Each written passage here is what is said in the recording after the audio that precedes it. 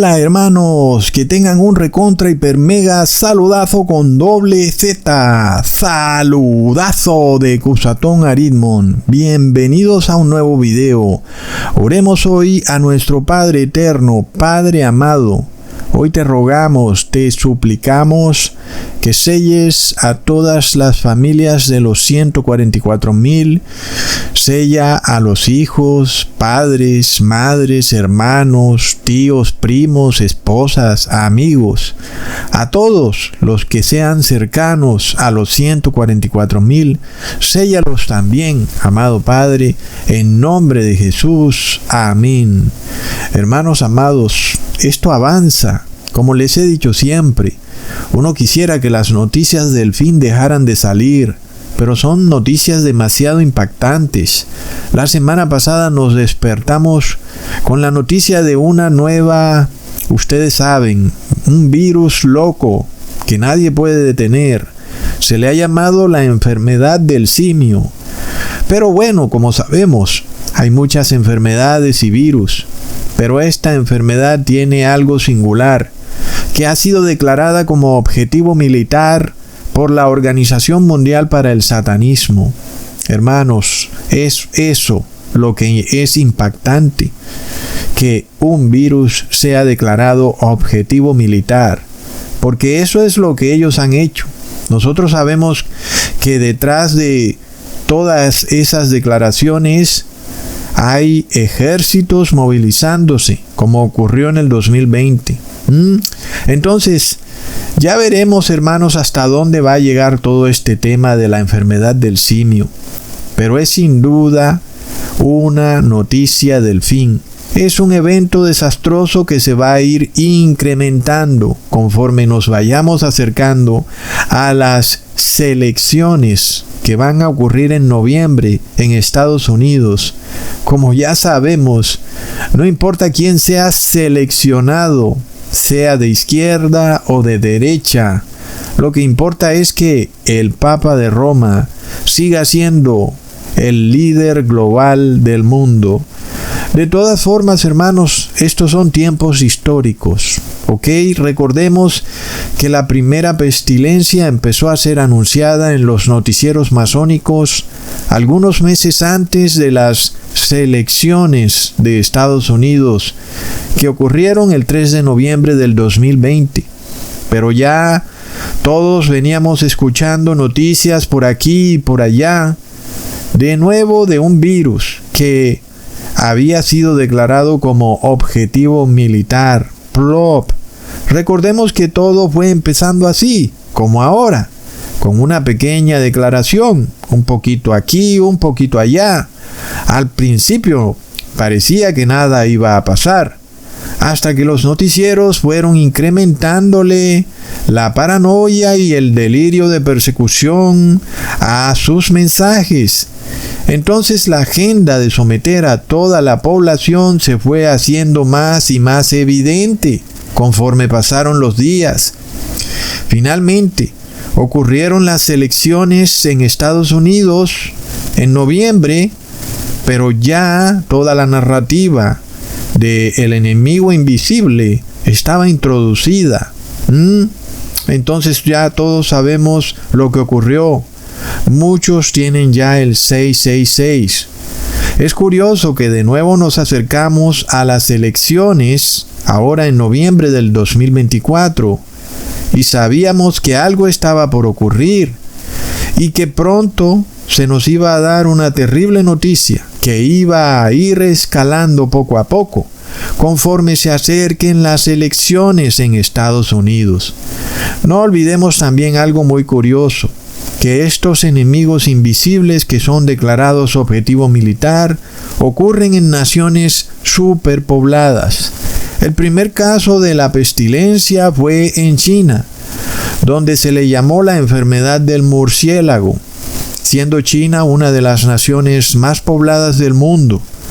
Ahora, en el 2024, tenemos la enfermedad del simio, pero ahora es en África, un continente en donde la población crece de forma vertiginosa Así que bueno, ya sabemos cuál es el nombre de este juego, ¿verdad, hermanos? Que es la despoblación de las supuestas razas débiles, entre comillas.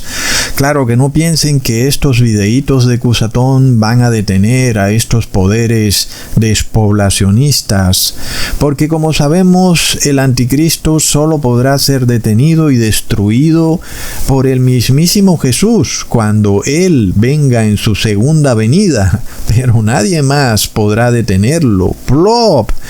Y de nuevo, Jesús nos dejó en su palabra muy claro lo que ocurriría al final de los tiempos. Recordemos, hermanos, cómo Cusatón les hizo un video donde les profetizaba cuál sería la próxima pestilencia, la cual sería de llagas en la piel.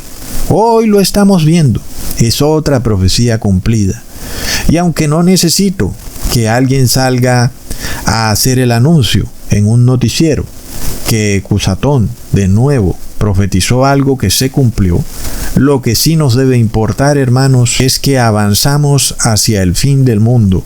Y sobre todo, hermanos, que estas cosas no van a disminuir, sino que van a empeorar. Aun y cuando esta noticia parezca aplacarse, porque sabemos que ese es un modus operandi de ellos. Una noticia aquí, otra allá, y luego vienen con más fuerza para finalmente desatar la agenda, ¿ok? Porque es lo que hicieron ya con el enemigo invisible en el 2020. Todo fue así, una noticia pequeña y luego se desató una persecución viciosa. Así que, hermanos, sabemos que esta gente nunca da puntadas sin dedal, o dicho de otra forma, todo lo hacen con un propósito muy claro. La despoblación de toda la humanidad es el propósito de estos poderes. Y sobre todo, porque ellos profesan el concepto de que la población es mucha y los recursos naturales son pocos, y que se debe alcanzar un equilibrio con el medio ambiente, lo que ellos han llamado cero emisiones, es decir, básicamente reducir a la población al máximo, recontra mega plop. Es la agenda del cambio climático, quien su líder principal es el Papa Francisco, el gran maltusiano despoblacionista. Pero, hermanos, no olvidemos que no van a ocurrir encierros globales como lo vimos en el 2020, sino que ahora ellos van a escoger ciertas ciudades o regiones específicas, y esas ciudades o poblaciones las van a someter al confinamiento forzado. Entonces ellos dirán que en tal o cual ciudad hay un brote de la enfermedad y que será solo esa ciudad la que debe ser confinada. Recordemos que esto ya es plenamente legal, confinar a ciudades específicas en vez de al mundo entero, porque todas las personas aceptaron eso en el 2020 y quedó instruido en las leyes. Y es una locura, pero es lo que viene. Es una clara muestra de que la misericordia de Dios se retira de ciertos lugares de la tierra en donde abunda la maldad. Y también es una muestra muy leve de lo que pronto será la primera copa de la ira de Dios derramada pura y sin mezcla sobre el mundo entero, la cual es una enfermedad de una llaga horrible y pestilente. Ahora, parece algo imposible de que ocurra, pero sabemos que será el modus operandi. Ciudades enteras serán dejadas a su suerte. Tal vez sean ciudades o poblaciones donde ya todos tengan el 666. Al final nosotros no lo sabemos, solo lo sabe Dios, pero también lo saben ellos. ¿Y por qué? Porque ellos tienen las listas. Ellos saben qué ciudades recibieron en un 100% el 666 y qué ciudades no. Ellos lo saben perfectamente. Entonces, ¿qué pasa cuando en esas ciudades donde todos tengan el 666 se desate la enfermedad del simio? Y para erradicarla, esa ciudad tiene que ser confinada y rodeada totalmente por los ejércitos. Plop. Entonces, no vamos a ver decretos globales, de confinamientos globales, sino que vamos a ver que se van a escoger ciudades puntuales, las cuales serán militarizadas en su parte externa y nadie podrá entrar ni salir. ¿Y por qué Ecusatón dice eso? ¿Dónde aparece esto en la Biblia?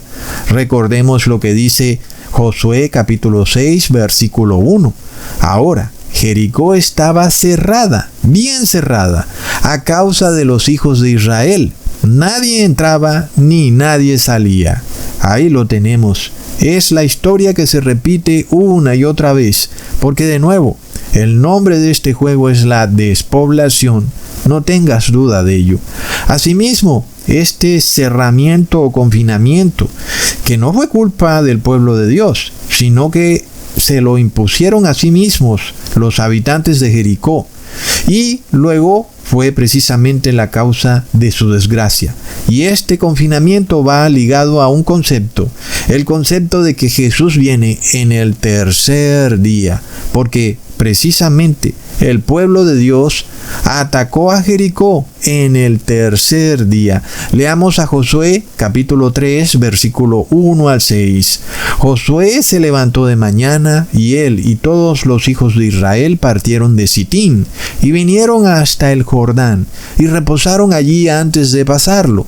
Y después de 3 días los oficiales recorrieron el campamento y mandaron al pueblo diciendo: cuando veáis el arca del pacto de Jehová vuestro Dios y los levitas sacerdotes que la llevan, vosotros saldréis de vuestro lugar y marcharéis en pos de ella, a fin de que sepáis el camino por donde habéis de ir, por cuanto vosotros no habéis pasado antes de ahora por este camino, pero entre vosotros y ella haya distancia como de 2000 codos, no os acercaréis a ella. Y Josué dijo al pueblo: santificaos, porque Jehová hará mañana maravillas entre vosotros. Y habló Josué a los sacerdotes diciendo: tomad el arca del pacto y pasad delante del pueblo.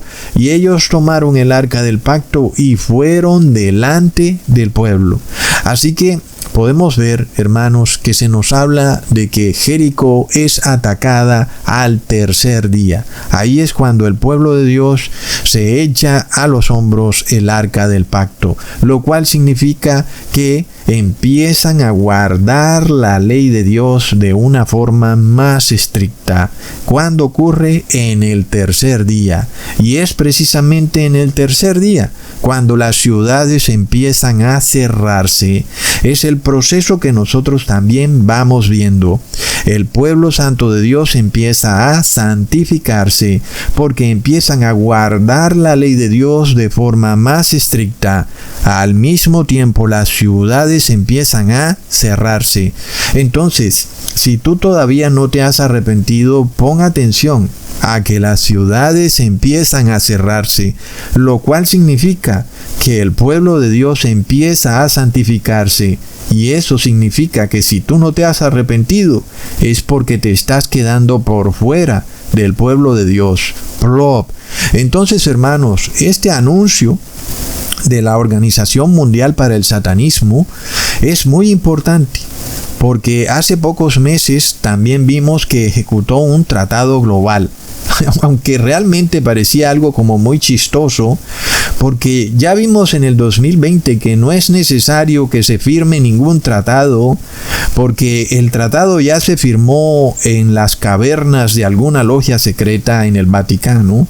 Finalmente, lo que sí sabemos es que este poder tiene un poder global y puede desatar brigadas militares en contra de ciertas regiones para supuestamente erradicar el enemigo invisible. Ahora, como sabemos, Jesús dividió la historia del mundo en antes de Cristo y después de Cristo. En términos históricos se toma el año 0 como esa división de antes de Cristo y después de Cristo. Algunos dicen que Jesús nació en ese año 0, lo cual ya hemos probado que no es cierto. Jesús no nació en el año 0, sino en el año 4 antes de Cristo. Entonces, nosotros ahora queremos saber cuándo inicia el tercer día, para saber qué tan cerca estamos de la segunda venida de Jesús. Por lo tanto, para eso vamos a partir de la muerte de Cristo y no de su nacimiento. Por eso tomamos el año 31, que es cuando Jesús fue colgado en el madero, para establecer el inicio del conteo y determinar cuándo estamos o hemos entrado en el tercer día. Hablando de esos 3 días proféticos que nos representan ahora 3 milenios, entendiendo que Jesús viene en el tercer milenio, que es, proféticamente hablando, el tercer día, recontra mega plop. Y esto para que se cumpla la profecía de Oseas. ¿Ok? No olvides la profecía de Oseas. Leamos en Oseas capítulo 6, versículo 1 al 3. Venid y volvamos a Jehová, porque Él arrebató y nos curará, hirió y nos vendará. Nos dará vida después de 2 días, en el tercer día nos resucitará, y viviremos delante de Él, y conoceremos y proseguiremos en conocer a Jehová, como el alba está dispuesta su salida, y vendrá a nosotros como la lluvia tardía y temprana a la tierra. Ahí lo tenemos, es decir, que en el tercer día va a ocurrir la restauración y resurrección del pueblo santo de Dios, que ha sido también profetizada en el libro de Daniel. Leamos en Daniel capítulo 12, versículo 2. Y muchos de los que duermen en el polvo de la tierra serán despertados, unos para vida eterna y otros para vergüenza y confusión perpetua. Entonces, es en el tercer día donde ocurre esto. Ahí es cuando se cumple la profecía de Daniel. Aquellos que traspasaron a Jesús y lo mataron en el madero van a ser resucitados solo para verlo viniendo en las nubes. Es de locos, recontra plop. Leamos en Lucas capítulo 21, versículo 27. Entonces verán al Hijo del Hombre que vendrá en una nube con poder y gran gloria. Tremendo. Y como si fuera poco, el apóstol Juan reitera estas mismas palabras en el Apocalipsis. Leamos el capítulo 1, en el versículo 7. He aquí que viene con las nubes, y todo ojo le verá, y los que le traspasaron, y todos los linajes de la tierra harán lamentación por él. Sí, amén. Así que por eso nosotros tomamos como el año de inicio de la profecía, precisamente el año en que Jesús es colgado en el madero. Por tanto, empezamos este conteo de los 3 días o 3 milenios desde el año 31. Y por eso empezamos del 31 al 1031 para contar el primer día o primer milenio. Luego del año 1031 al año 2031 para contar el segundo día o segundo milenio. Y luego del 2031 en adelante para contar el tercer día o el tercer milenio. Pero ojo, porque el tercer día o tercer milenio va a empezar antes. Ahí es donde está el meollo del asunto. Sin embargo, no podemos decir exactamente la fecha, pero Jesús lo advirtió, que los días serían acortados. Quiere decir que vamos a entrar en el tercer milenio y ni siquiera vamos a saberlo. Leamos en Mateo capítulo 24, versículo 22. Y si aquellos días no fuesen acortados, nadie sería salvo, mas por causa de los escogidos, aquellos días serán acortados. Hoy sabemos que estas palabras de Jesús son verídicas. ¿Verdad, hermanos? Es decir, si Jesús no acortara los días, yo creo que nadie podría ser salvo, porque vamos a un régimen digital de inteligencia artificial y de vigilancia global que va a ser realmente estricto. Habrán cámaras de video por todas partes, dentro de tu casa y fuera de tu casa. Y si quieres ir al bosque, habrán drones vigilando las reservas forestales con cámaras infrarrojas y con cámaras de visión nocturna. Es decir, ¿quién se le puede escapar a este poder? Como si fuera poco, también vemos que virus y enfermedades están siendo fumigadas desde los cielos y también las aguas están siendo contaminadas. Y ¡wow! ¿Quién podrá salvarse? Pero Jesús nos lo deja muy claro.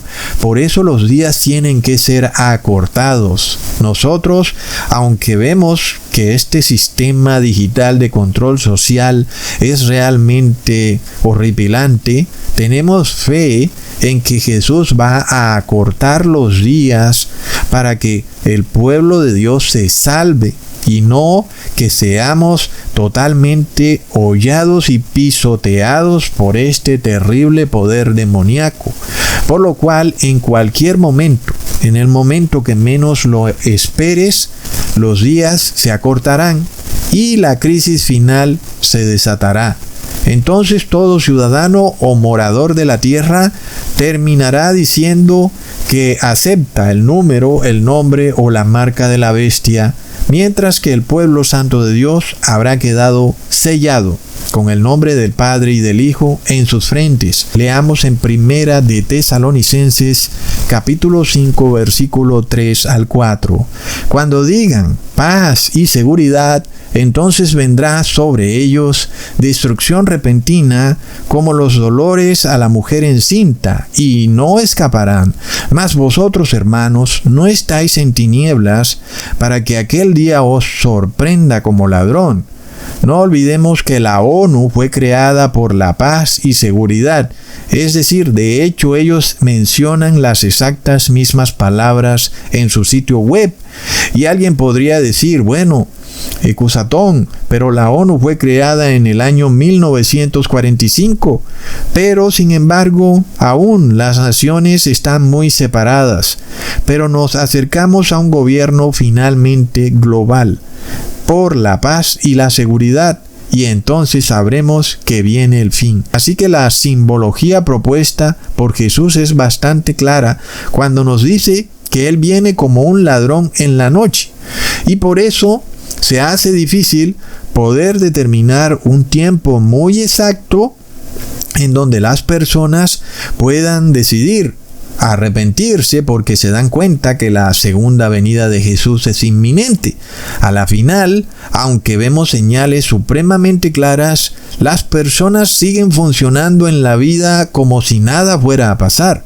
Hay personas que siguen haciendo mucho dinero y uno se pone a pensar, bueno, pero ¿qué objetivo tiene todo si el mundo está por acabar?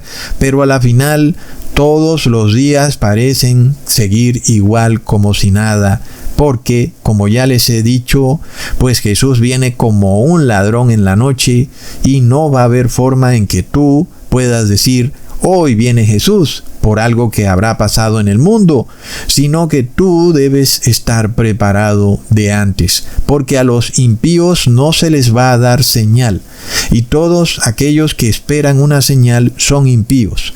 El pueblo de Dios está llamado a arrepentirse aún porque se da cuenta que la segunda venida de Jesús es inminente, pero no porque ve una señal específica que lo lleva a arrepentirse. Los que hacen eso son parte de una generación adúltera y mala.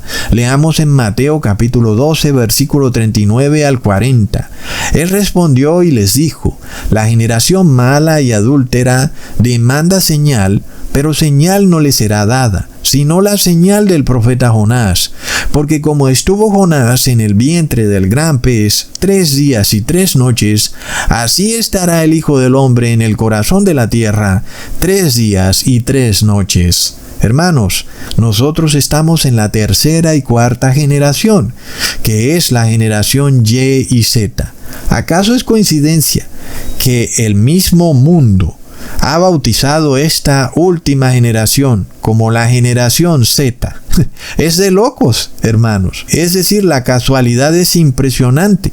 Sin embargo, es esta generación Y y Z, que es la tercera y cuarta generación, la que espera ver a Jesús viniendo en las nubes para arrepentirse. Pero resulta que esos que van a sorprenderse cuando vean a Jesús viniendo en las nubes son los mismos que lo traspasaron.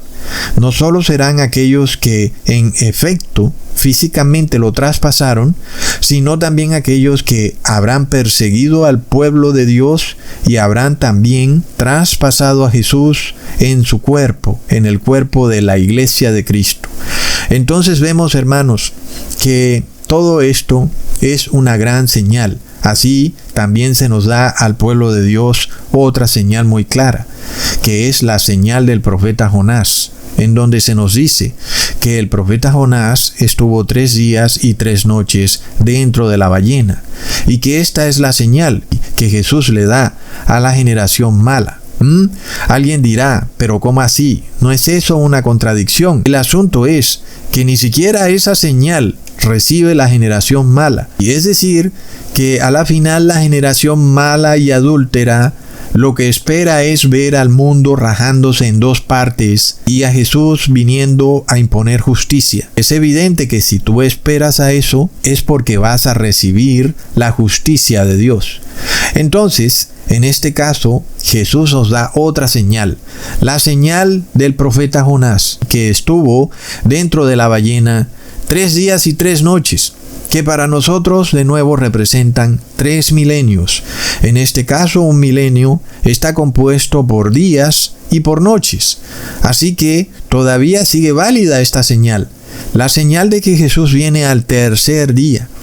Pero de nuevo, la generación mala y adúltera ni siquiera aceptan la señal del profeta Jonás, sino que quieren ver a Jesús viniendo en una nube. En ese entonces será demasiado tarde, porque eso será la prueba de que ellos traspasaron a Jesús. Hermanos, leamos en Apocalipsis capítulo 6, versículo 15 al 17. Y los reyes de la tierra, y los grandes, los ricos, los capitanes, los poderosos, y todo siervo y todo libre, se escondieron en las cuevas y entre las peñas de los montes, y decían a los montes y a las peñas: caed sobre nosotros y escondednos del rostro de aquel que está sentado sobre el trono, y de la ira del Cordero, porque el gran día de su ira ha llegado, y ¿quién podrá sostenerse en pie? Entonces, esta generación mala, pues cuando ve a Jesús viniendo en las nubes, sale corriendo a esconderse. Es decir, que ni siquiera recibieron la señal del profeta Jonás, porque si la hubieran recibido, sabrían que Jesús viene al tercer día, porque Jesús revela el fin desde el principio. Jesús resucita en el tercer día, queriéndonos decir que Jesús viene de nuevo en el tercer día a rescatar a su pueblo amado, hermanos. Pero los impíos no van a entender, porque ellos no se van a tomar el tiempo para ver un video de 2 horas, ¿verdad? Pero si prefieren sentarse a bostezar 1 hora cada domingo en Babilonia, y también prefieren ir a cantar y a bailar en las iglesias babilónicas evangélicas, pero no quieren conocer cuál es la señal del profeta Jonás, aun y cuando Jesús en su misericordia les dio a la generación mala y adúltera la señal del profeta Jonás. Ahora, hermanos, no olvidemos esto. Leamos en 1 Corintios capítulo 15, versículos 51 al 52. He aquí os digo un misterio. No todos dormiremos, pero todos seremos transformados en un momento, en un abrir y cerrar de ojos, a la final trompeta, porque se tocará la trompeta, y los muertos serán resucitados incorruptibles, y nosotros seremos transformados. Ahí de nuevo vemos, hermanos, la coherencia perfecta entre el profeta Juan, Jesús, el profeta Daniel y ahora el apóstol Pablo, cuando él nos revela que nosotros seremos algunos transformados y otros serán resucitados, y eso va a ocurrir en el tercer día, hermanos. Y como ya vemos, la cuenta nos da que el tercer día es en el 2031, pero Jesús dijo que los días serían acortados Y no es cierto, hermanos, porque el 666 se empezó a imponer en el 2020 y nosotros esperábamos que el 666 se empezara a imponer algún año antes del 2031, como en el 2028 o 2029. Pero vemos que ya el 65% de la población tiene el 666. Entonces vemos que sí se están acortando los días. Ahora leamos en Lucas capítulo 21 versículo 11.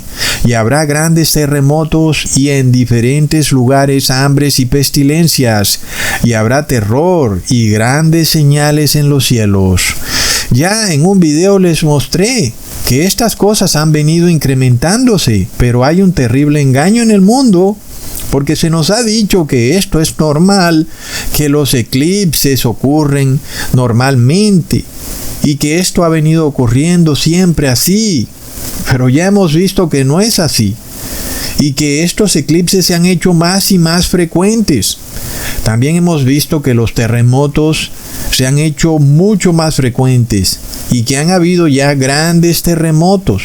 También han habido grandes hambrunas y ahora empezamos a ver pestilencias y señales en los cielos, bolas de fuego que caen del cielo a la tierra.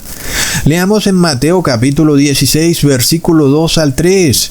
Mas él respondiendo les dijo: cuando anochece decís buen tiempo, porque el cielo tiene arreboles, y por la mañana hoy habrá tempestad, porque tiene arreboles el cielo nublado. Hipócritas, sabéis distinguir el aspecto del cielo, mas las señales de los tiempos no podéis. No saben distinguir la señal del profeta Jonás. Pero bien que dicen que viene un cambio climático. ¡Plop! No es de loco, hermanos. Ellos mismos ven que algo ocurre en la naturaleza y pueden distinguir que se están dando cosas extrañas en el mundo, de forma de que saben distinguir las señales de los cielos, pero no saben distinguir las señales de los tiempos. Plop. Ahora, José interpreta dos sueños de dos hombres que fueron lanzados a prisión junto con él.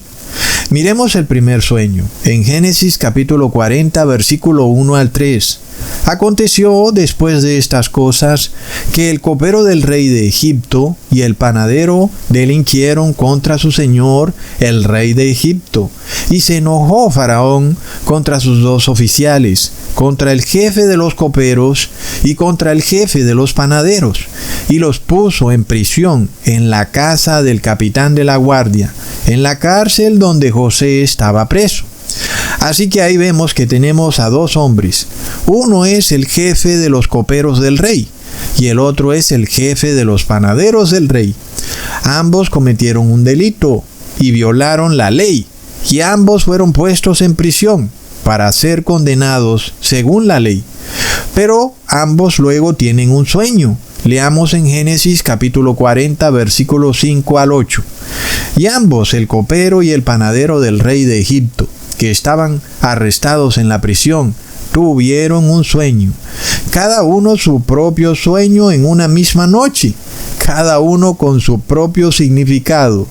Vino a ellos José por la mañana y los miró, y he aquí que estaban tristes, y él preguntó a aquellos oficiales de Faraón que estaban con él en la prisión de la casa de su señor, diciendo: ¿por qué parecen hoy mal vuestros semblantes?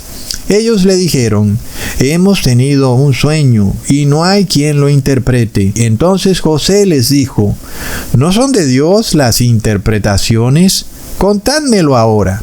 José entonces se dispone a interpretar el primer sueño, el sueño del jefe de los coperos. Miremos lo que dice en Génesis capítulo 40, versículo 9 al 13.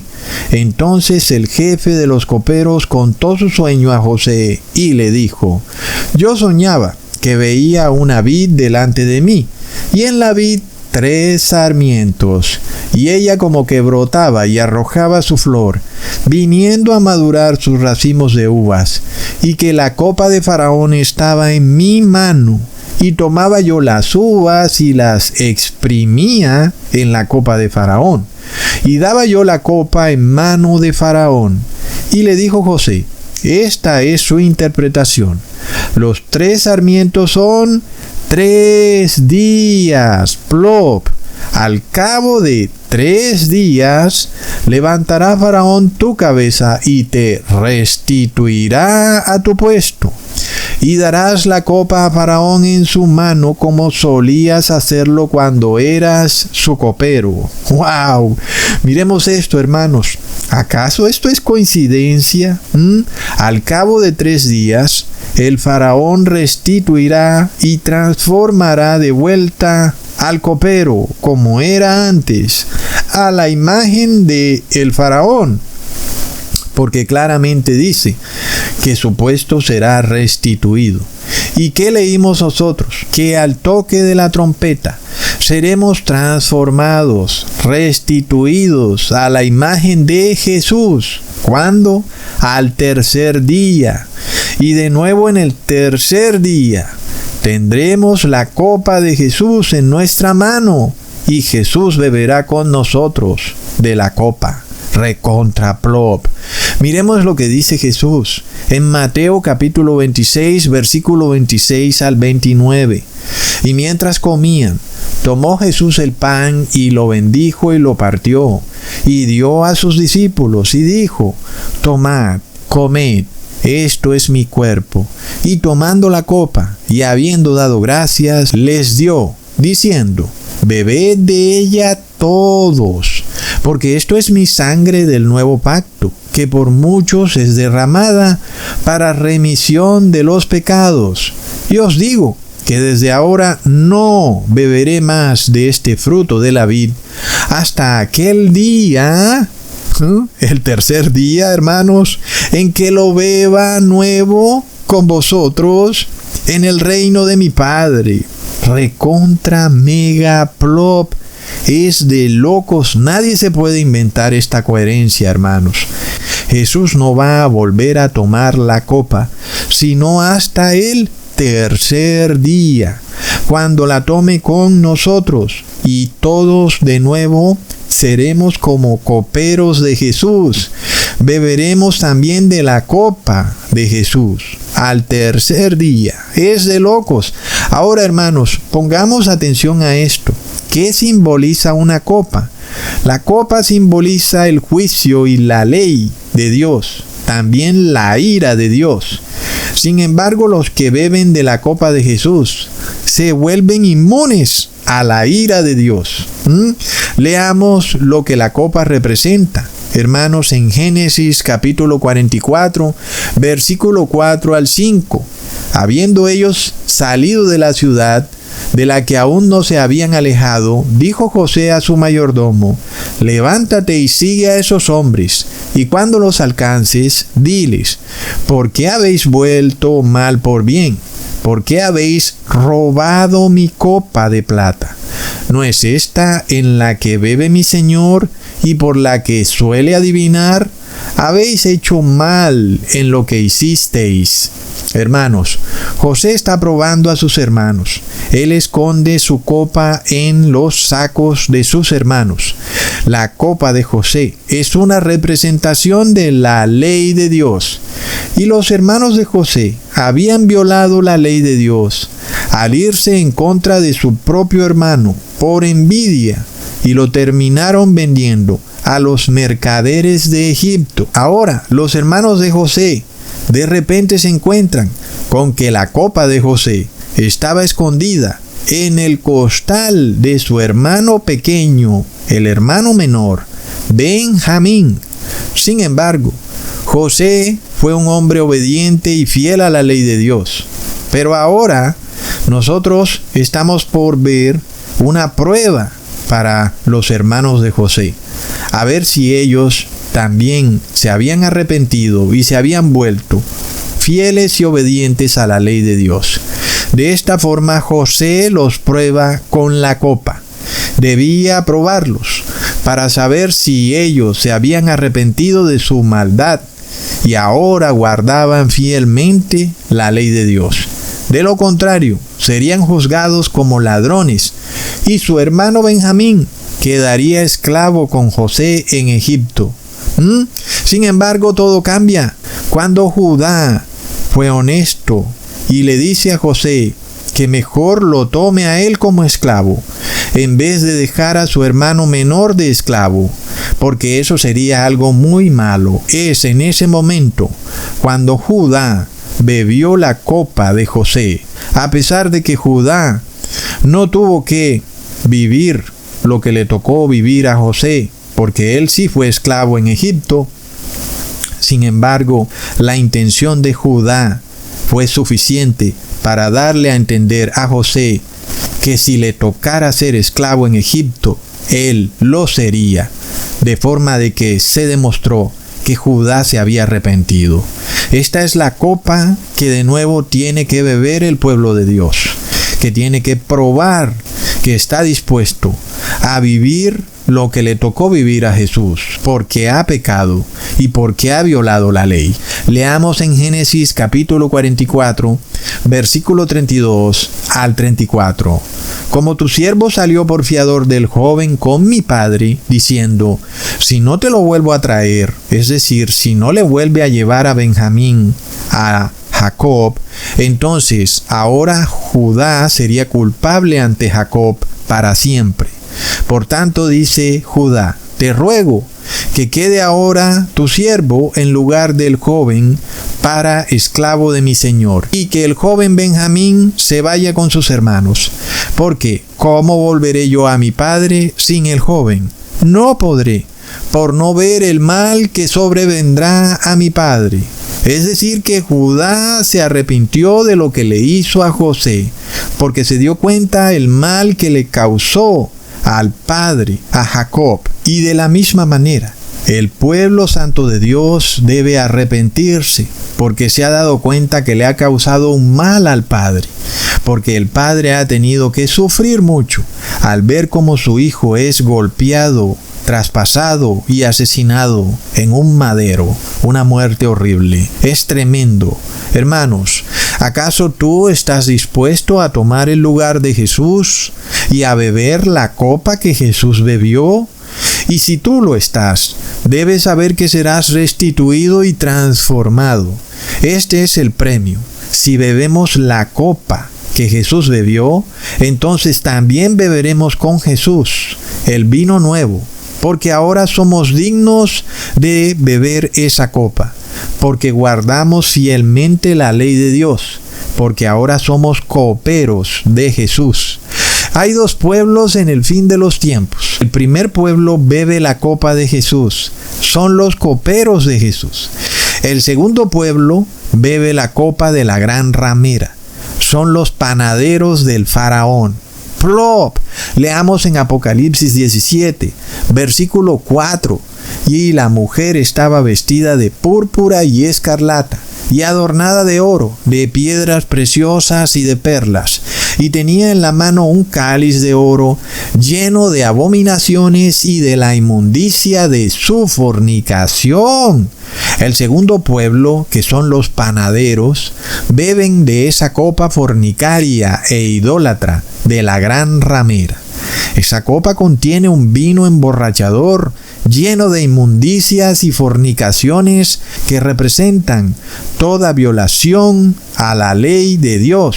De esta copa beben también los reyes de la tierra y los grandes multimillonarios, y también todo libre y todo esclavo, recontra mega plop. Todos los que beben de la copa de la gran ramera son los que beben indignamente de la copa del Señor, porque se presentan al mundo como cristianos, pero sus obras son de demonios, porque no hacen las obras de Dios, sino que hacen las obras del demonio.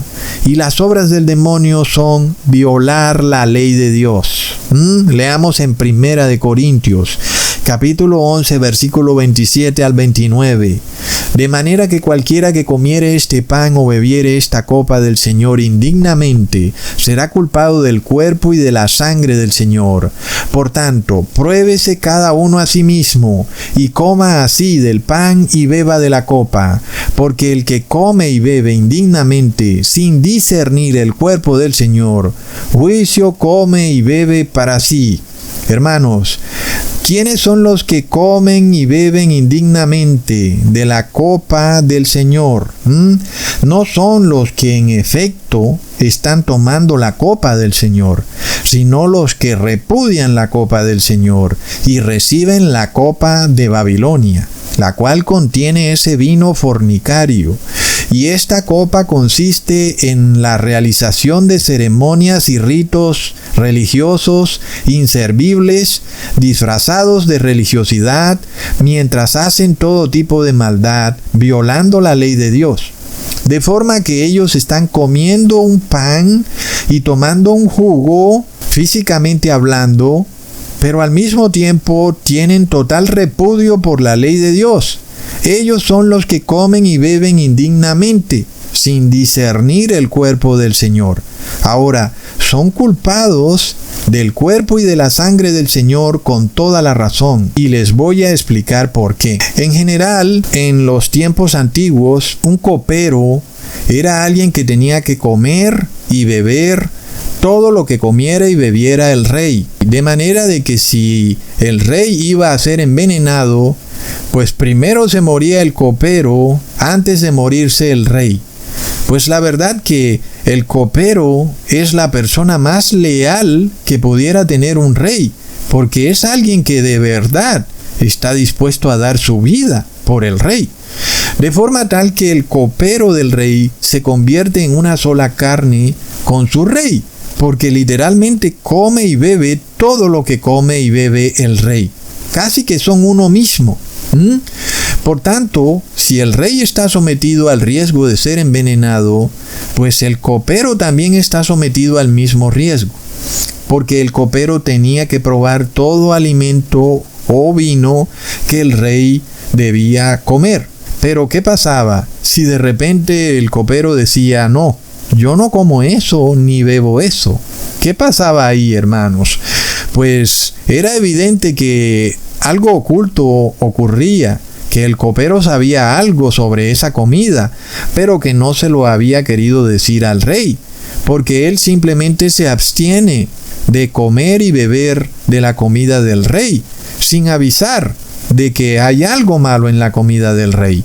El copero ahora no quiere tomar la copa del rey, porque sabe que esa copa le va a traer problemas.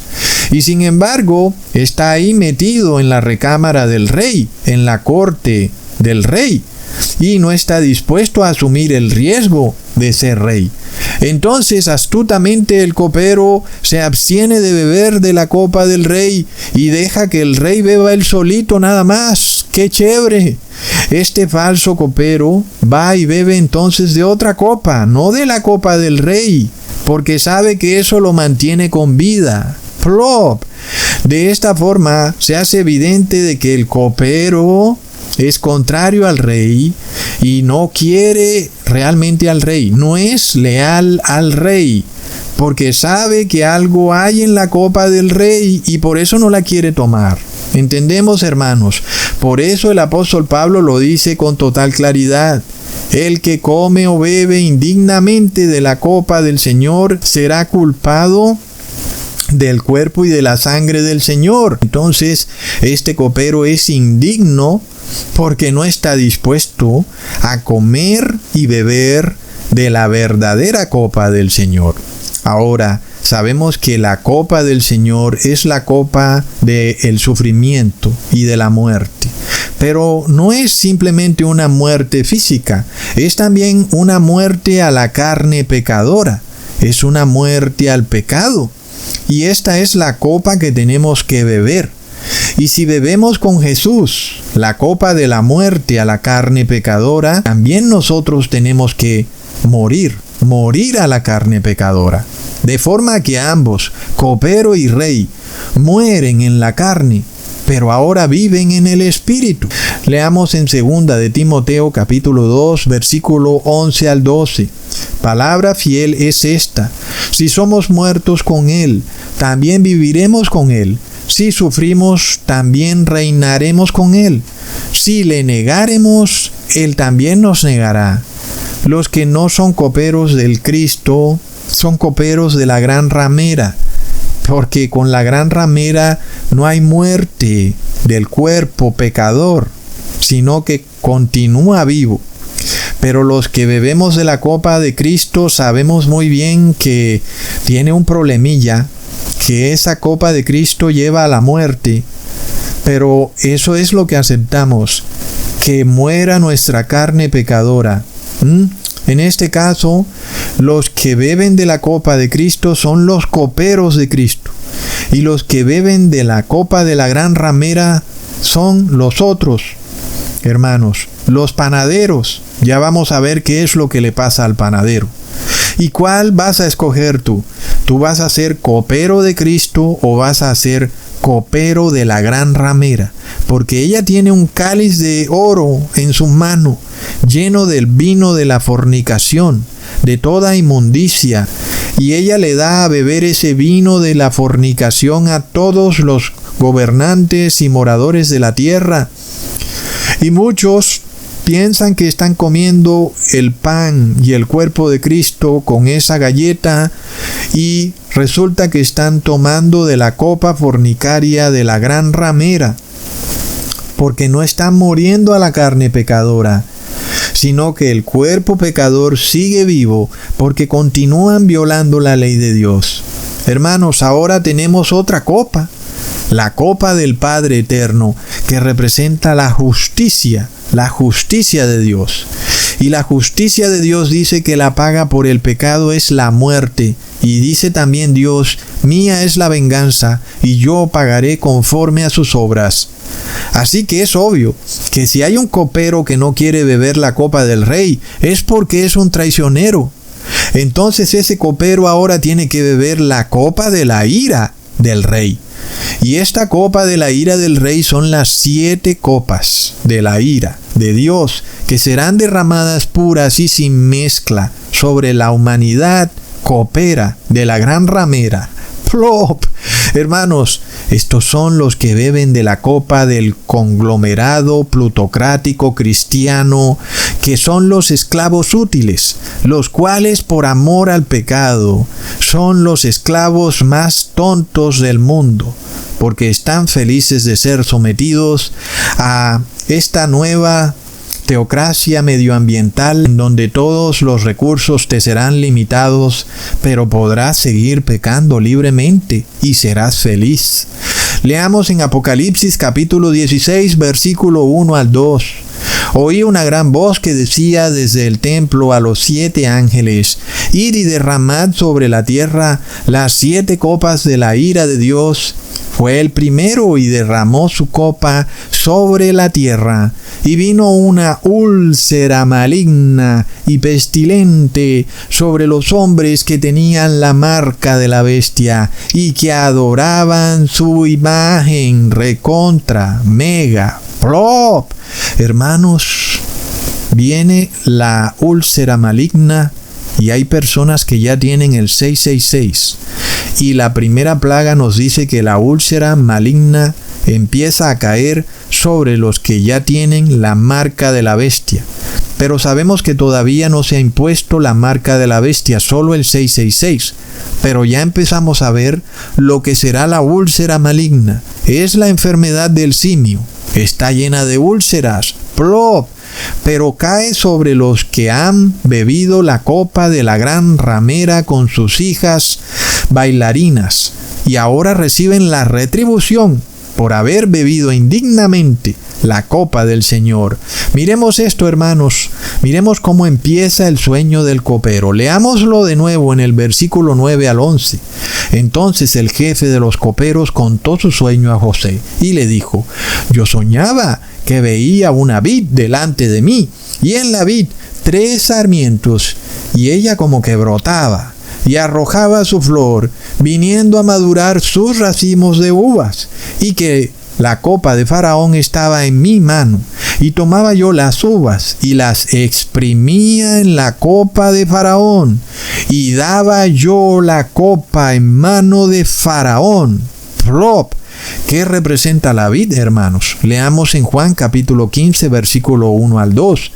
Yo soy la vid verdadera, y mi Padre es el labrador. Todo pámpano que en mí no lleva fruto, lo quitará, y todo aquel que lleve fruto, lo limpiará, para que lleve más fruto. La vid es el árbol de uva. Los sarmientos son las ramas del árbol de uva. Los pámpanos son las flores del árbol de uva, y de ahí salen las frutas, las uvas. Entonces, el pámpano que no da fruto debe ser arrancado de la vid. Y la vid simboliza a Jesucristo. El pámpano simboliza a la iglesia de Cristo, y las uvas simbolizan la obediencia a la ley y el arrepentimiento. Leamos en Mateo capítulo 3, versículo 8 al 10. Haced pues frutos dignos de arrepentimiento.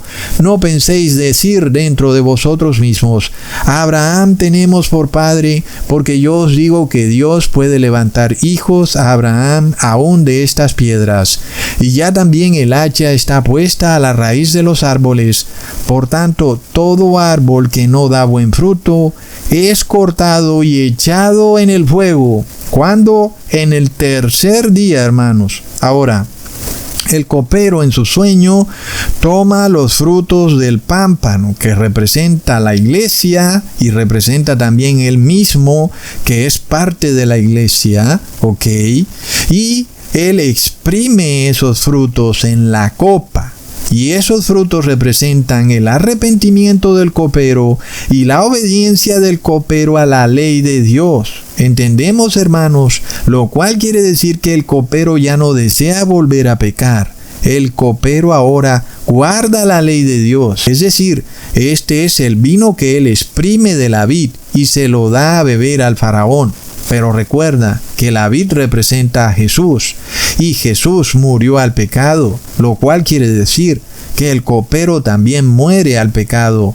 El copero está dispuesto ahora a morir con el faraón. Está dispuesto a dar su vida por el faraón. Es de locos. Ahora entiendes por qué Jesús dijo en Mateo capítulo 26, versículo 27 al 28, y tomando la copa, y habiendo dado gracias, les dio diciendo: bebed de ella todos, porque esto es mi sangre del nuevo pacto, que por muchos es derramada por remisión de los pecados. Plop. ¿Acaso tenemos que tomarnos la sangre de Jesús, o jugo de uva, o vino fermentado? No.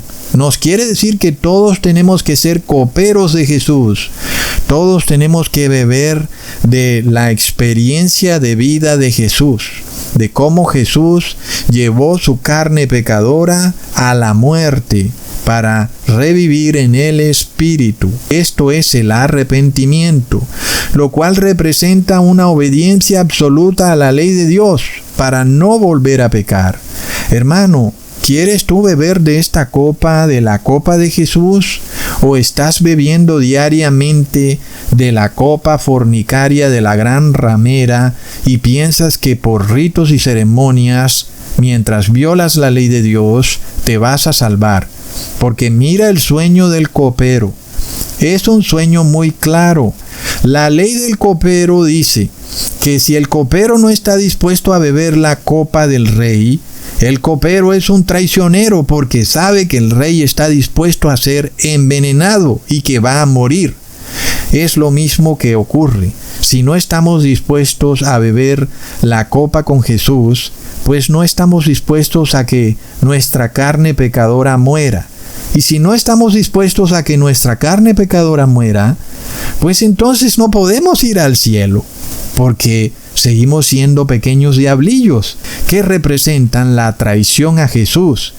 Vemos que Judas realmente bebió indignamente la copa de Jesús porque se levantó de la mesa. Hermanos, ¿lo vemos? ¡Plop! Entonces, ¿qué pasa, hermanos? La mayoría del mundo Son coperos traicioneros que beben la copa del vino de la fornicación inmundo de la gran ramera y sus hijas bailarinas. Plop. Ahora entiendes por qué Jesús dijo las siguientes palabras. Leamos en Mateo capítulo 26, versículo 29. Y os digo que desde ahora no beberé más de este fruto de la vid, hasta aquel día en que lo beba nuevo con vosotros en el reino de mi Padre. Plop. Si Jesús hubiera instituido una supuesta ceremonia en donde se come un pan y un vino, ¿por qué Jesús está diciendo que Él no va a volver a beber eso? Cuando Jesús resucitó y duró un buen tiempo en Jerusalén enseñando hasta que fue subido al cielo. Y Jesús nunca, durante el tiempo que estuvo en Jerusalén, celebró la supuesta ceremonia, y tampoco los apóstoles jamás celebraron la supuesta ceremonia de comer un pan y un vino. Pero Jesús, además de todo, está diciendo: no volveré a tomar de esta copa hasta que beba el vino nuevo con vosotros en el reino de mi Padre. ¿Por qué Jesús dijo esto? ¿Por qué Jesús bebió esta copa con los apóstoles y luego volverá a beber con los apóstoles, pero solo cuando estén en el cielo, en la santa ciudad, y no antes? Miremos esto, hermanos, que la copa que Jesús está bebiendo con los apóstoles es una copa de arrepentimiento, es una copa de remisión de pecados, en donde Jesús, siendo inocente, muere por los pecados del pueblo santo de Dios. Y por tanto, el pueblo de Dios también debe beber de esa misma copa que Jesús bebió. Pero Jesús no va a volver a beber esa misma copa. Él no va a volver a morir por tus pecados. ¿Entiendes? Ahora eres tú el que tienes que morir, igual que Jesús murió. ¿Cómo?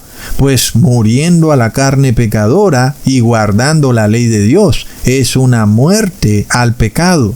En este caso, ¿qué ocurre? Jesús ya no va a volver a beber más de este vino, porque Jesús derramó su sangre una sola vez por tus pecados. Ahora Jesús, cuando esté con su iglesia en el cielo, va a beber un nuevo vino. Y como sabemos, el nuevo vino es mejor que el viejo vino, tal como lo dijo el maestresala en Juan capítulo 2, versículo 10. Y le dijo: todo hombre sirve primero el buen vino, y cuando ya han bebido mucho, entonces el inferior. Mas tú has reservado el buen vino hasta ahora. ¿Cuál es entonces este nuevo vino que Jesús tiene reservado para su pueblo, para beber con ellos en la santa ciudad? Este vino es el vino de la victoria sobre el pecado. Ya no es el vino del arrepentimiento, ahora es el vino de la victoria sobre el pecado, hermanos. Todos los que beban del primer vino, que es el vino del arrepentimiento, van a beber el vino de la victoria sobre el pecado. Entonces Jesús jamás nos mandó a comer físicamente un pan y un vino. Esto es un invento romano llamado la última cena. No, para nada, hermanos. Jesús nos mandó a beber la copa del arrepentimiento y de la muerte a la carne pecadora. Porque si morimos con Jesús, viviremos con Él. Leamos en Mateo capítulo 20, versículo 21 al 22. Él le dijo: ¿qué quieres? Ella le dijo: ordena que en tu reino se sienten estos dos hijos míos, el uno a tu derecha y el otro a tu izquierda. Entonces Jesús respondiendo dijo: ¿no sabéis lo que pedís? ¿Podéis beber del vaso que yo he de beber y ser bautizados con el bautismo con que yo soy bautizado? Y ellos le respondieron: podemos. Es decir, los hijos de Zebedeo sí querían ser coperos de Jesús, beber del mismo vaso del que bebe Jesús. Esta es la copa del Rey. Y el que bebe la copa del Rey dignamente es el que guarda la ley de Dios. Y por eso sufre. Porque el que sufre sin guardar la ley de Dios está bebiendo indignamente la copa de Jesús. Y por tanto debe sufrir. Los que comen y beben un pan y un vino físico son los que van a recibir las 7 copas de la ira de Dios, porque queda revelado que son traicioneros, son falsos coperos del rey. Son los que beben la copa inmunda de la gran ramera. Son los que irreverentemente violan la ley de Dios, pero al mismo tiempo se hacen pasar por coperos del rey. Andan vestiditos con vestiduras largas, con las manitos puestas como si fueran angelitos, y sin embargo beben indignamente de la copa del rey. Es de locos, hermanos. Miremos ahora el sueño del panadero. Leamos en Génesis capítulo 40, versículo 16 al 19. Y viendo el jefe de los panaderos que había interpretado para bien, dijo a José: también yo soñé que veía 3 canastillos blancos sobre mi cabeza. En el canastillo más alto había de toda clase de manjares, de pastelería para Faraón, y las aves las comían del canastillo de sobre mi cabeza. Entonces respondió José y dijo: esta es su interpretación. Los 3 canastillos 3 días son. Al cabo de 3 días quitará Faraón tu cabeza de sobre ti, y te hará colgar en la horca, y las aves comerán tu carne de sobre ti.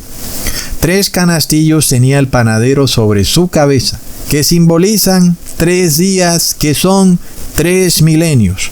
Al cabo de los 3 milenios, las aves comerán la carne de sobre la cabeza del panadero.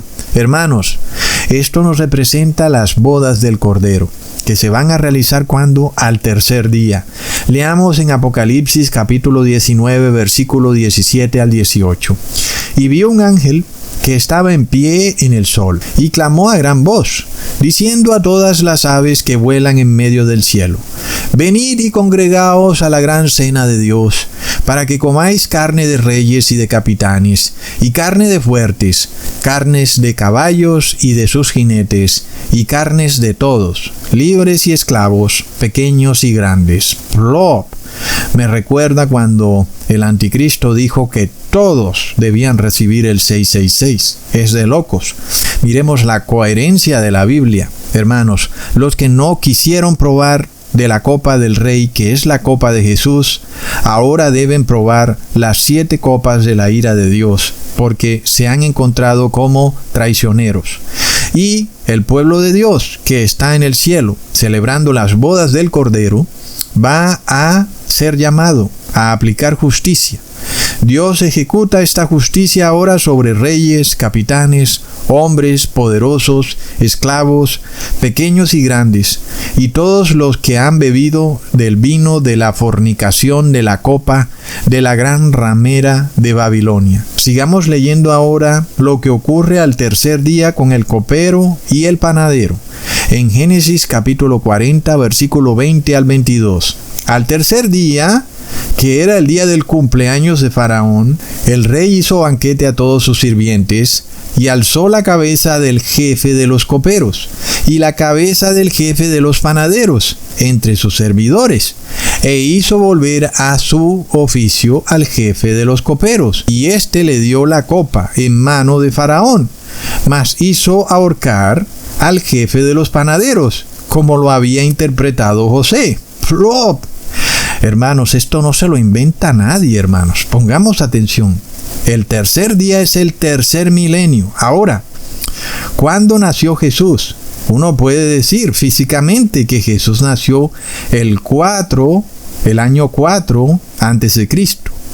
Pero también pudiera uno decir que Jesús realmente nació el día que resucitó, porque Jesús volvió a nacer el año 31 después de Cristo. En este caso, miremos que en el tercer día también se está celebrando el cumpleaños del faraón.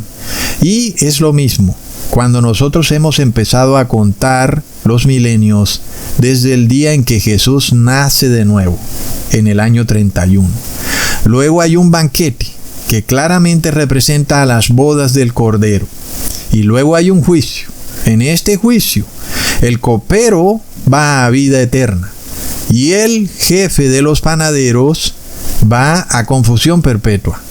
Y luego también vemos que el copero bebe nuevamente el vino con el faraón, con la copa del faraón. Pero ahora el panadero es destruido para siempre. Plop. Vemos entonces la total coincidencia con lo que profetizó Daniel, cuando dijo que en el fin de los tiempos unos serían resucitados a vida eterna y otros a confusión perpetua. Ahora el jefe de los coperos es resucitado en el tercer día y beberá la copa del rey. El rey ahora representa a Jesús y el copero representa al pueblo de Dios, que bebe de nuevo con Jesús el vino nuevo con la copa. Ahora, sin embargo, los panaderos representan a todos aquellos que no quisieron arrepentirse y beber la copa de Jesús, sino que quisieron continuar violando la ley de Dios.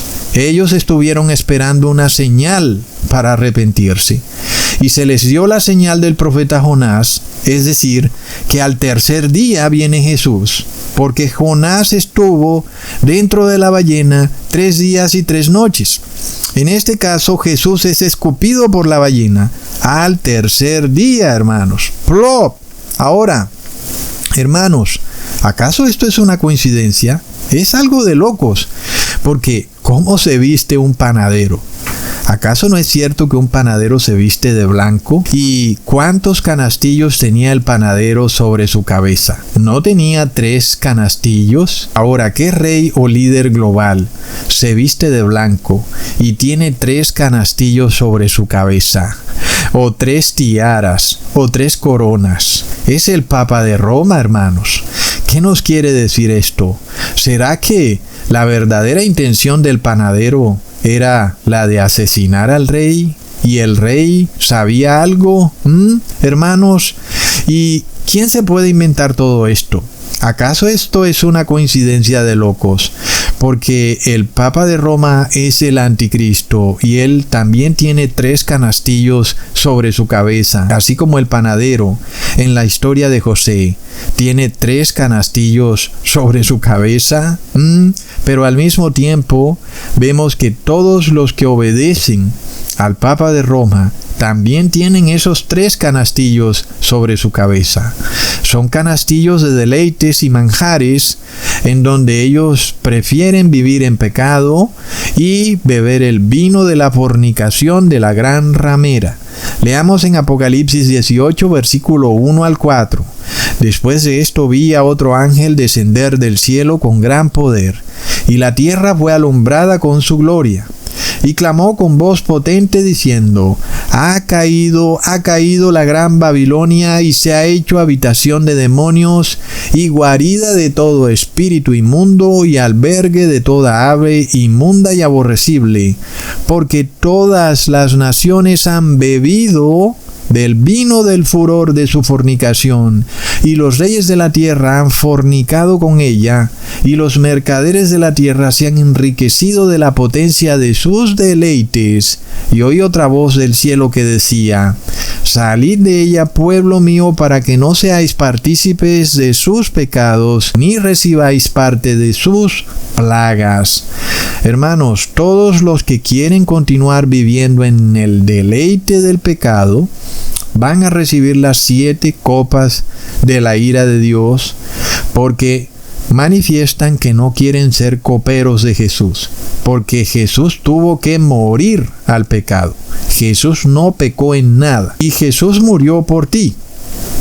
Porque si Jesús hubiera pecado, pues Jesús nunca hubiera sido colgado en el madero. De manera de que Jesús tuvo que morir al pecado para salvarte. En este caso, aquel que no quiera beber la copa de Jesús es visto como traicionero, que quiere que Jesús se muera solo, mientras él sigue bebiendo del vino de la fornicación de Babilonia. ¡Plop! Los 3 canastillos en la cabeza del panadero también nos representan una falsa doctrina, la doctrina de la Trinidad.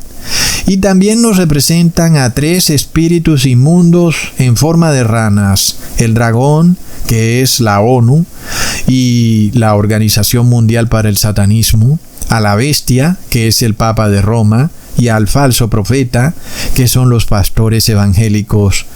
Todos los que acatan sus dogmas, sus ceremonias religiosas, su falso evangelio, son los que repudian la ley de Dios y, por tanto, prefieren obedecer estas ceremonias sin base bíblica y prefieren bailotear en la iglesia antes que obedecer. Y tienen un evangelio que es una oda al pecado.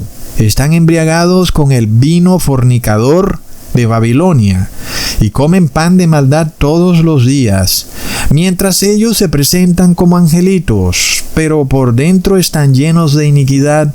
Son hipócritas que prosperan en la mentira hasta que un buen día se engañaron a sí mismos. ¡Plop! Y Dios revela el fin desde el principio. Hermanos, ahora volvamos al tema en el que estamos en la tercera y cuarta generación, que es la generación Y y Z. Esta es una generación perversa, es de locos. Es una generación que representa al panadero del rey. El otro día entré a un chat cristiano, y la verdad que quedé pasmado de las nuevas técnicas que estos supuestos cristianos ahora aplican para justificar su apostasía.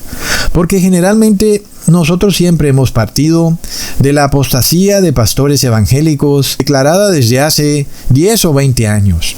Por ejemplo, Cas Luna, Dante Gebel, en fin, son promotores de un evangelio de la prosperidad, en donde Dios es convertido en una especie de genio en una botella, que está al servicio de cada persona para cumplir todos sus deseos mundanos, al mismo tiempo que esos pastores enseñan que tú no tienes por qué obedecer a Dios ni guardar su ley, que dice que porque estamos bajo la gracia. Esta es la apostasía que nosotros hemos venido exponiendo. Pero estos pastores no pertenecen tampoco a la generación Y y Z. La verdad es que estos pastores son de la generación X.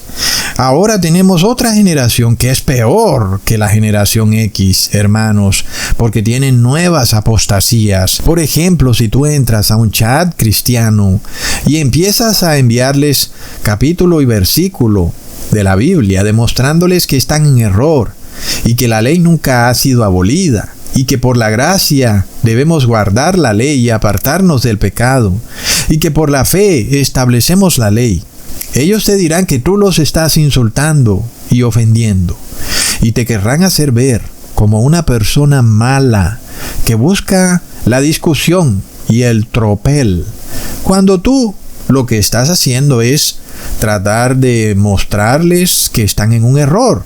Les estás advirtiendo. Ellos luego te dirán, mira, cada religión profesa su propia doctrina, y es inútil entonces que tú trates de convencer a otro cristiano de su error, porque nadie lo va a aceptar, porque todos van a defender a su religión cristiana. Así que no te desgastes, es inútil que andes poniendo capítulos y versículos donde tú estás demostrando que estamos en error. Vemos, hermanos, es una generación que no quiere saber de nada. Es una generación que está emborrachada y feliz en sus pecados. Y ellos te dicen que están en oración y que están adorando. Pero cuando tú tratas de mostrarles su error, te dirán que este debate que tú has generado es una discusión sin sentido, y que lo que estás haciendo es ofenderlos, y que los estás insultando, porque para esta nueva generación el intercambio de opiniones es la guerra. Para ellos las palabras matan, y la libertad de expresión es un delito. El cruce de ideas es algo violento. Aunque tú no hayas hecho nada malo, por supuesto, ni les has dicho palabras ofensivas ni vulgares, pero para ellos el solo hecho de que les refutes sus falsas doctrinas es un insulto y un acoso. Si tú les pruebas que el sábado sigue siendo el día de reposo, te dirán que tú no eres nadie para venir a juzgarlos, y que debes permitir que todos adoren a Dios, y que luego Dios sea el que los juzgue. Y para ellos el redarguir de pecado es una ofensa, algo así como una especie de acoso visceral. Porque para ellos las palabras que dijo el apóstol Pablo en 2 de Timoteo capítulo 4 versículo 2, que dicen que prediques la palabra, que instes a tiempo y fuera de tiempo, redarguye, reprende, exhorta con toda paciencia y doctrina. Esas palabras para ellos están sacadas fuera de contexto. Que redarguir ya no es redarguir, y reprender ya no es reprender, que exhortar ya no es exhortar, y que ahora todos debemos estar unidos en un punto en común, que todos adoramos a Dios y a Jesús, sin saber que el apóstol Pablo habló de que hay algunos que adoran a otro Jesús, aunque lo llamen también Jesús, pero es otro Jesús. Y de esa forma, el solo hecho de que tú menciones el nombre de Jesús no quiere decir que adoremos al mismo Jesús. Sin embargo, si tú les dices eso a ellos, te dirán que tú los estás atacando. Esta generación Y y Z no sabe leer, y si sabe leer, le da pereza leer. Su nivel de comprensión lectora es casi nulo. Si tú les presentas la verdad de que la Trinidad no es bíblica, ellos se irán por un momento del chat para ir a preguntarle a la inteligencia artificial, y luego copiarán la respuesta de la inteligencia artificial y te la pegarán en el chat, y te dirán que has sacado todo fuera de contexto, porque ahí está la respuesta que prueba que tú estás en error. La inteligencia artificial te ha refutado, así como lo oyes, y de repente todo lo que tú les digas te lo van a refutar con la inteligencia artificial. Es que para esta nueva generación, este robot virtual es como otro hijo de Dios. Es el que tiene la verdad absoluta. Si la inteligencia artificial dice que el sábado ya no es el día de reposo, como es apenas obvio que lo va a decir, porque ha sido preconfigurado para ello, ellos se dirán que esto es lo correcto, porque el robot lo ha dicho. Es impresionante, hermanos. Y lo más loco es que salió la noticia hace poco, en donde se ha aprobado que los jueces y magistrados pueden ejecutar sentencias usando la inteligencia artificial. ¡Plop! Y como sabemos, Jesús nos ha dicho que debemos presentarnos ante jueces y magistrados para dar testimonio de la verdad. Pero plop, contra quien vamos a dar testimonio es contra la inteligencia artificial, porque los jueces y magistrados ya no van a ejecutar sentencia usando su propio conocimiento, sino que van a ejecutar sentencia usando la inteligencia artificial que ya ha sido previamente programada para decidir lo que es justo y lo que no es justo. Es de locos, hermanos. Y sabemos que este robot, al que hoy en día llaman inteligencia artificial, ha sido preprogramado en las cloacas del Vaticano. Así que, ¿quién es el que va a decidir ahora qué es legal y qué no es legal? ¡Qué barbaridad, hermanos! La nueva generación Y y Z no quieren pensar ni razonar ni por un segundo, y mucho menos van a dar clic en algo que no tenga las palabras videojuego en el título. Si les muestras un video cristiano de una página que nunca han visto, no le van a dar clic. Si el video cristiano está en TikTok, tal vez le den clic. Pero si se llegan a dar cuenta que el video dura más de 30 segundos, lo abandonarán de inmediato. A esta generación Y y Z le dan crisis nerviosas muy pronto. Si tú les debates, te reportan. Dirán que tú estás haciendo spam, que eres como un ciberacosador. A mí hasta me bloquearon WhatsApp. De repente estaba yo escribiendo en WhatsApp y una pantalla negra apareció. WhatsApp me decía que yo estaba haciendo spam y que mi cuenta había sido bloqueada. Yo no sabía que también WhatsApp podía bloquear las cuentas. Después de todo, todos los días recibo miles de mensajes por WhatsApp de spam y nadie les bloquea las cuentas. Inclusive, Hay millones de delincuentes que usan el WhatsApp para extorsionar y tú los reportas por WhatsApp y WhatsApp no les bloquea las cuentas. Sin embargo, de repente me encontré yo con una pantalla negra y un aviso que decía que mi cuenta había sido bloqueada. Plop. Así que tuve que darle clic y tratar de apelar para que me restauraran la cuenta. Y me la volvieron a restaurar. Pero cuando volví a tocar uno de los iconos de los grupos, me la volvieron a bloquear. Y así lo hicieron 3 veces más, hasta que decidí como que no seguir con el tema, para que esa cuenta de WhatsApp permaneciera. Y bueno, ya veremos cómo le sigo haciendo. Sin embargo, hermanos, es increíble, porque a las personas en general las acosan todo el día por WhatsApp enviándoles mensajes de spam. Y WhatsApp nunca bloquea a esas personas que envían spam.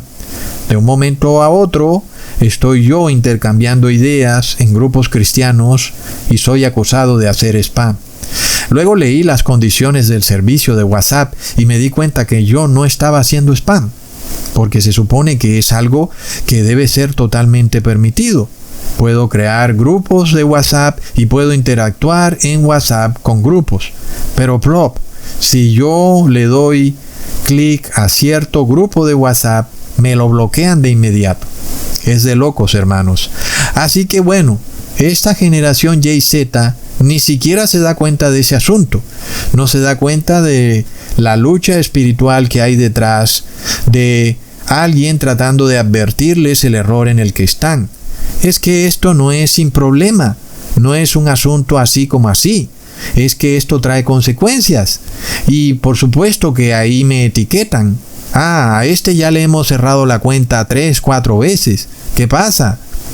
Pues es algo que nadie quiere tener en su historial, porque ya sabemos que estas personas van haciendo como un historial de ti. Y esta es la consecuencia de tratar de advertirle a estas personas.